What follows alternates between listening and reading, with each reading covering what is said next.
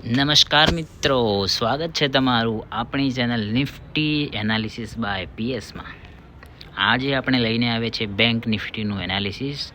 એના માટે આપણે પહેલાં કાલે કઈ રીતનું પ્લાનિંગ કર્યું હતું અને આજે કઈ રીતનું ટ્રેડ કર્યું છે બજારે, તો આપણે એ જોઈ લઈએ. પહેલાં કે આવતીકાલે મેં તમને સમજાવ્યું હતું, કાલે મેં તમને વિડીયો પોસ્ટ કર્યો હતો ને, એ તમે જોઈ લેજો. કે એમાં મેં તમને ચોખ્ખું બતાવ્યું હતું કે ભાઈ બજાર જે છે ને એ અમુક લેવલ મેં તમને આપ્યા પણ હતા કે એની નીચે નીકળે તો તમારે સેલ કરવાનું, આની ઉપર નીકળે તો બાય કરવાનું. પ્રોપર બજાર આજે એ રીતનું જ વર્તન કર્યું છે. મેં તમને કહ્યું હતું ભાઈ કે 53,650 નીચેની ઓપન થાય, ગેપ ડાઉન યા તો ગમે તે, તો તમારે નીચેની સાઈડ નીકળે તો તમારે સેલ કરવાનું છે. બરાબર છે. તમને પહેલો ટાર્ગેટ મેં આપ્યો હતો 53,380નો અને બીજો ટાર્ગેટ તમને આપ્યો હતો 53,180નો. આ બે ટાર્ગેટ માટે તમને નીચેની સાઈડ મેં તમને કહ્યું હતું કે આની નીચે નીકળે તો તમારે સેલ કરવાનું છે. બરાબર છે. અને આજે પ્રોપર બજાર તમે જુઓ, આપણે પહેલાં ટાર્ગેટની આજુબાજુ ઓપન થયું, નીચે બીજો ટાર્ગેટ હિટ કર્યો અને બજાર નીચેથી પછી ઉપર જતું રહ્યું ચેનલ પેટર્નમાં. જોઈ રહ્યા છો? ચલો હવે આપણે કાલ માટેનું પ્લાનિંગ કરી લઈએ.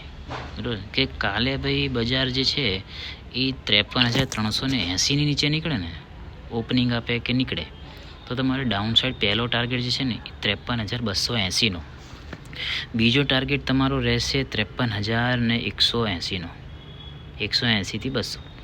બરાબર છે. 53,180થી 200 આ બીજું ટાર્ગેટ તમારું લખી લેજો મિત્રો, નોટ ને પેનમાં, પછી કહેતા નહીં કે રહી ગયું. અને તમારો ત્રીજો ટાર્ગેટ રહેશે 53,080.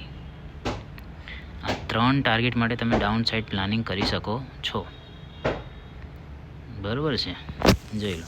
હવે આપણે ઉપરની સાઈડનું વિચાર લઈએ કે ભાઈ બજાર ગેપઅપ ખુલે તો આપણે કઈ રીતનું પ્લાન કરવું. બરાબર છે. તો એના માટે મેં તમને કીધું કે ભાઈ 53,650 આ સ્ટ્રોંગ રેઝિસ્ટન્સ છે. બરાબર છે. હવે આની ઉપર સાંભળજો મિત્રો, ધ્યાનથી સાંભળજો.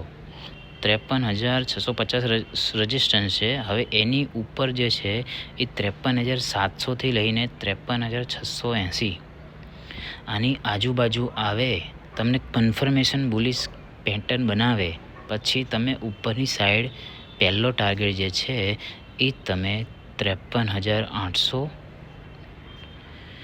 અને બીજો ટાર્ગેટ છે 53,900. આ બે ટાર્ગેટ માટે તમે ઉપરની સાઈડ જઈ શકો છો. બરાબર છે મિત્રો? ચલો આવજો. અને આ ચેનલ આપણે ઓનલી ફોર એજ્યુકેશન પર્પઝથી બનાવી છે. બરાબર છે. તો તમારે બાય સેલ કરવું હોય તો તમે તમારા એડવાઇઝરની સલાહ લઈને પછી કરજો.